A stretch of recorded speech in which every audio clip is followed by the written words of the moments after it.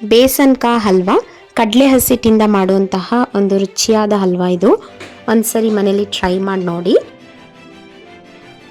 1 glass ಸಕ್ಕರೆ ತಗೊಂಡಿದ್ದೀನಿ. ನಾನು ಇವತ್ತು ಈ ಲೋಟದಲ್ಲಿ ಮೆಜರ್ ಮಾಡ್ತಾ ಇದ್ದೀನಿ. ಇದೇ ಲೋಟದಲ್ಲಿ ಎಲ್ಲ ಪದಾರ್ಥಗಳನ್ನು ಮೆಜರ್ ಮಾಡಿ ಹಾಕ್ತೀನಿ. ಇದಕ್ಕೆ ನಾನೀಗ 3 ಏಲಕ್ಕಿ ಹಾಕ್ತಾ ಇದ್ದೀನಿ. ಇದನ್ನು ಮಿಕ್ಸಿ ಮಾಡ್ಕೊಂಡು ಬರೋಣ. ಈಗ ಶುಗರ್ ಪೌಡರ್ ರೆಡಿಯಾಗಿದೆ. ಈಗ ಅದೇ ಗ್ಲಾಸ್ನಲ್ಲಿ 2 ಗ್ಲಾಸ್ ಕಡಲೆ ಹಸಿಟ್ಟು ಹಾಕ್ತಾ ಇದ್ದೀನಿ.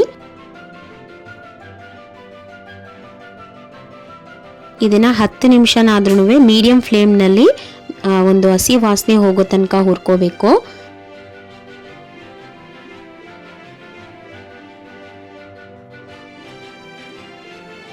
ಈಗ 10 ನಿಮಿಷ ಆಗಿದೆ.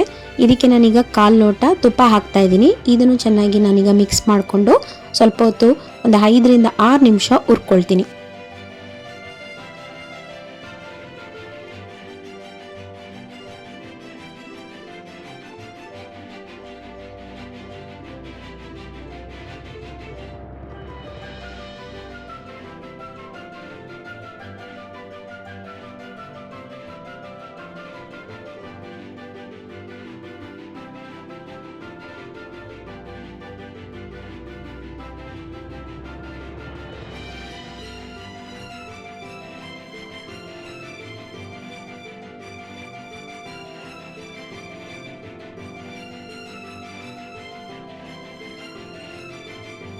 ಈಗ ಇದಕ್ಕೆ ನಾನು ಮಿಕ್ಸಿ ಮಾಡ್ಕೊಂಡಿರುವಂತಹ ಸಕ್ಕರೆ ಪುಡಿಯನ್ನು ಸೇರಿಸ್ತಾ ಇದ್ದೀನಿ.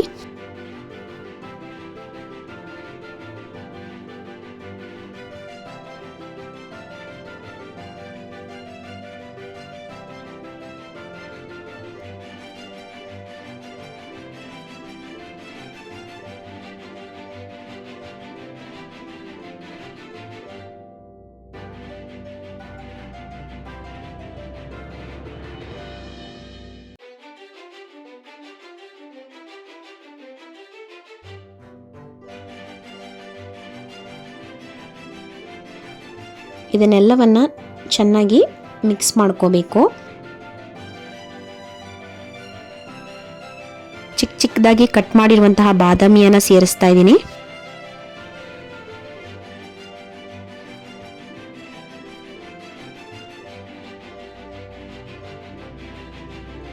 ಇದೆಲ್ಲ ಮಿಕ್ಸ್ ಆದಮೇಲೆ ಇದನ್ನು ನಾನೀಗ ಒಂದು ತಟ್ಟೆಗೆ ಟ್ರಾನ್ಸ್ಫರ್ ಮಾಡ್ಕೊಳ್ತಾ ಇದ್ದೀನಿ.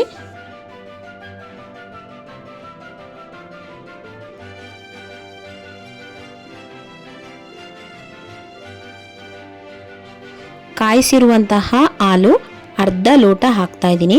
ಇದನ್ನು ನೇರವಾಗಿ ನಾವು ಬಾಣಲಿಗೆ ಹಾಕಿದ್ರೆ ಆಗದು ಜಸ್ಟ್ ಮೈಸೂರು ಪಾಕ್ ಥರನೇ ಆಗಿಬಿಡುತ್ತೆ. ಆದ್ದರಿಂದ ನಾನು ತಟ್ಟೆಗೆ ಟ್ರಾನ್ಸ್ಫರ್ ಮಾಡಿ ಈ ಹಾಲನ್ನು ಹಾಕಿ ಮಿಕ್ಸ್ ಮಾಡ್ತಾ ಇದ್ದೀನಿ.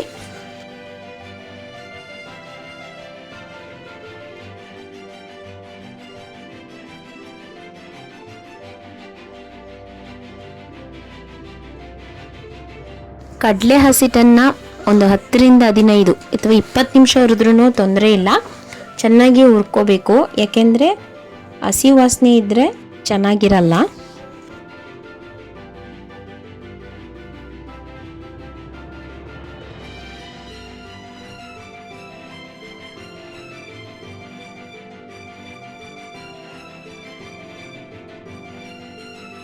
ಈಗ ನಮ್ಮ ಬೇಸನ್ ಕಾ ಹಲ್ವಾ ರೆಡಿಯಾಗಿದೆ.